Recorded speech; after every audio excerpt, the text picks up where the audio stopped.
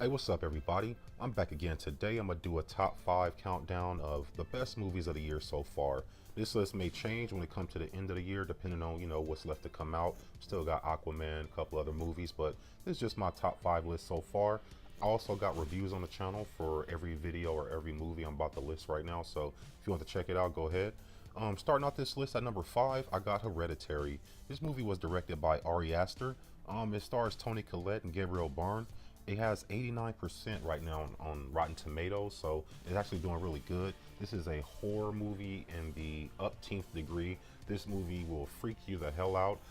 It's good to watch this with somebody to get some good jump scares, but it's really like a movie that trips you out mentally more than try to give you jump scares. Situational scariness, things like that.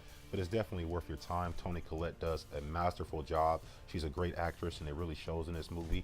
She drove this movie all the way through, and I really just loved it. It freaked me out, but I loved it. So Hereditary again is number 5.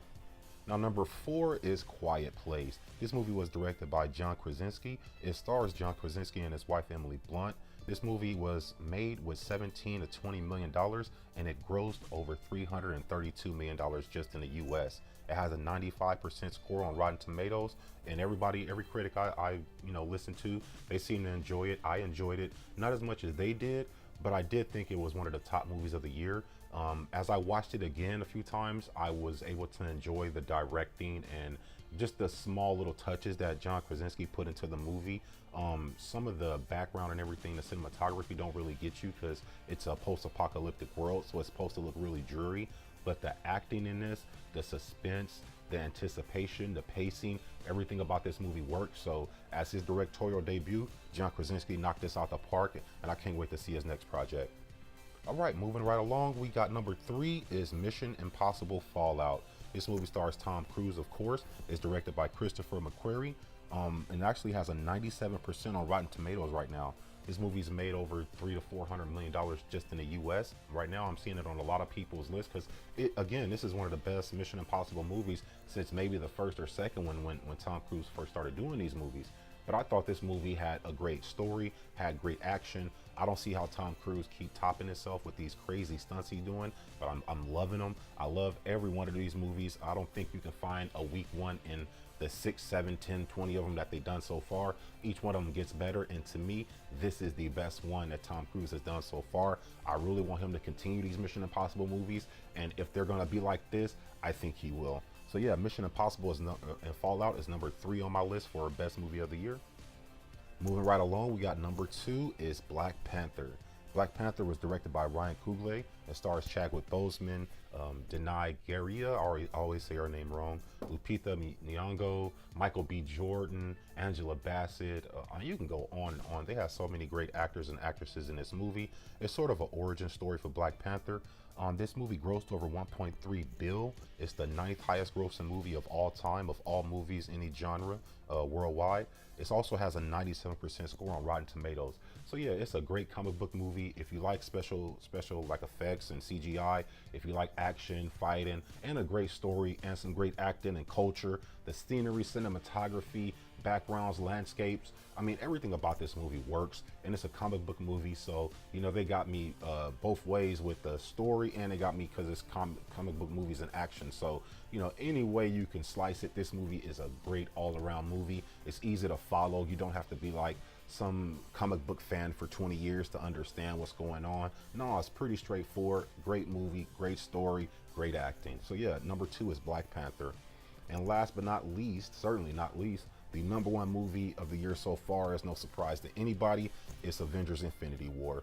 This movie was directed by the Russo brothers. Surprisingly so, it only sits at 83% on Rotten Tomatoes, but it actually grossed over $2 billion worldwide. So yeah, I thought that was a surprise that it had such a low score on Rotten Tomatoes, but it grossed such, like 2.046. So yeah, damn, they grossed 2.1 bill and it has an 83%. So go figure. Anyway, the one thing I got to say about this movie is one word: Thanos. Thanos drove this movie. You can call this Thanos kicked the Avengers ass movie. I mean, whatever you want to call it. This movie was all about Thanos, but it had a lot of different, you call it story tentacles. That's what I call them, because you have a lot of different stories going on that all coalesce or surround the same central idea of stopping Thanos and getting those Infinity Stones. But everybody, even though they were on different missions, sometimes different planets, they all had that one goal. You know, Thor had to get his weapon. Iron Man and Doctor Strange, Spider-Man was trying to go to Thanos to take the fight to them.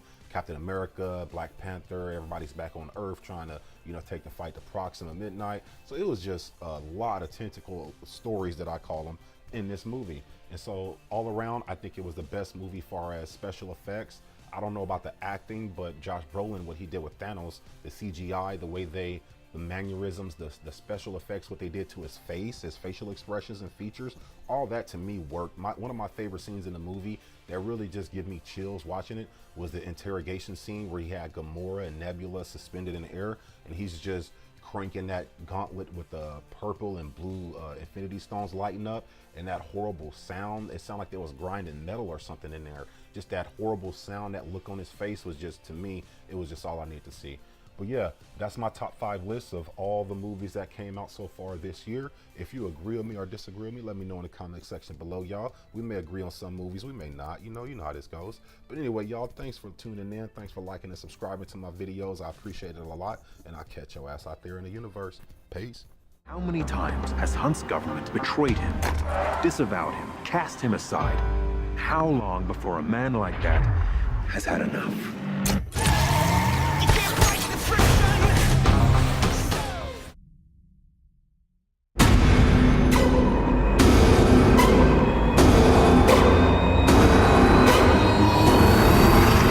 In time, you will know what it's like to lose. To feel so desperately that you're right, yet to fail all the same. Dread it,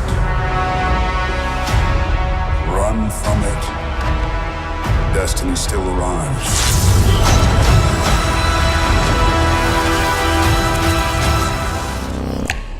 At the end.